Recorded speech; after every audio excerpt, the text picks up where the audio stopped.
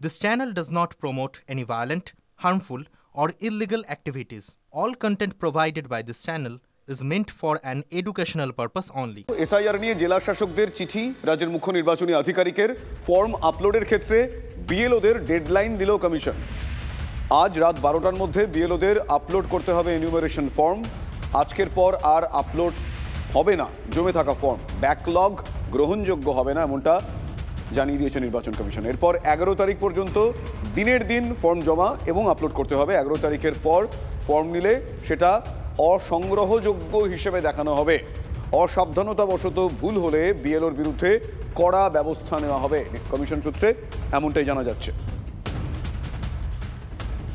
Election commission নিজেরা সম্পূর্ণভাবে confused আছে।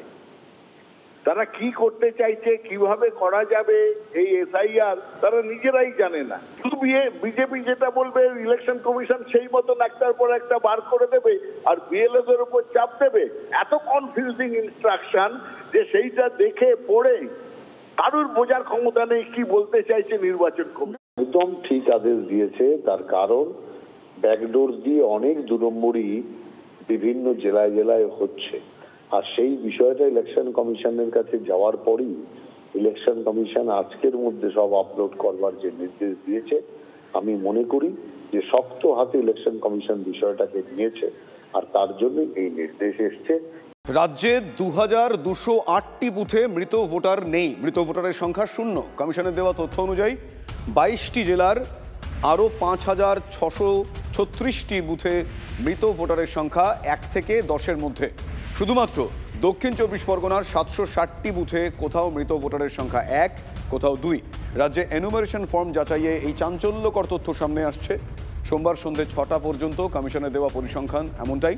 এমন অস্বাভাবিক পরিসংখ্যানে অবাক হয়ে গিয়েছেন কমিশনের কর্তারাও। ফের তথ্য যাচাইয়ের নির্দেশ দেওয়া হয়েছে কমিশনের তরফ থেকে। বিস্ময়কর তথ্যকে হাতিয়ার করে শাসক দলকে আবার বিরোধীরা বিধিতে ছাড়েনি। ওটা খোঁজ নিয়ে দেখুন, ওই আগে অমৃত পাওয়া যেত, হয়তো ওখানে কিছু আবিষ্কার হয়েছে এরকম কোনো দ্রাক্ষাস্রব কিংবা কিছু, সেটায় 2002-এ তো লাস্ট হয়েছে। তার মানে 23 বছর যদি কেউ না মরে থাকে আমাকে নামটা পাঠাবেন, আমিও সেখানে গিয়ে বসবাস শুরু করবো, কারণ আমারও তো বয়স হচ্ছে। যদি আরও কত বছর, 23 বছর, আর 23 বছর যদি বাঁচতে পারি তাহলে শতায়ু হয়ে যাবে। দুয়ারে সরকার কবরে ভোটার, ভোটের দিন আসবেন, কবর থেকে উঠে ভোট দিয়ে আবার কবরে ফিরে চলে যাবেন। যারা ওই দিন প্রিজাইডিং অফিসার থাকবেন, যদি ভূতের ভয় থাকে আগেই ওঝা টোঝা নিয়ে যাবে, কারণ ভূত ভোট দিতে আসবে। ফাঁকা জমি, ফাঁকা প্লট, সেখানেও ভোটারের নাম তোলা এগিয়ে পাবে। দুয়ারে সরকার খবরে ভোটার আপনি বলছেন, আমি যোগ করলাম মঙ্গল গ্রহে বিজেপি। তার কারণ আপনি পরিষ্কার বলুন আপনার বিএলএ 2 ওই বুথে কি করছিল। যদি দেখেন কোনো বিএলওর কাজ পছন্দ হচ্ছে না বা আপত্তিকর কিছু ঘটছে, তো আজকাল তো ওখান থেকে দাঁড়িয়ে লাইভ করা যায়। আপত্তি তো করবেন নির্বাচন কমিশনে, ওখান থেকে লাইভ করতেন, ফেসবুক পোস্ট করতেন। আপনাদের লোক নেই, যোগ নেই, পুরো আপনারা হচ্ছেন মুখেন মারিতম জগত। তো সেই কারণেই আপনারা কথার জাগলারি, নাচতে না জানলে উঠোন বাঁকা, নানা নাটুকে সংলাপ, এইসব দিয়ে আসল জিনিসটা আপনারা এড়িয়ে যাচ্ছেন।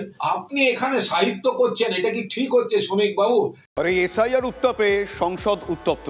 সংসদের দ্বিতীয় দিনে একই ছবি গতকাল আপনাদের দেখিয়েছিলাম, আজও তাই। দফায় দফায় মুলতবি সংসদের উভয় কক্ষের অধিবেশন। এসআইআর নিয়ে আলোচনার দাবি উঠেছে সেখানে। এসআইআর উত্তাপে উত্তপ্ত সংসদ। এসআইআর নিয়ে আলোচনার দাবিতে বিরোধীরা দ্বিতীয় দিনেও সরব হয়েছেন। দফায় দফায় মুলতবি সংসদের উভয় কক্ষের অধিবেশন। এসআইআর নিয়ে তাদের আলোচনার দাবি।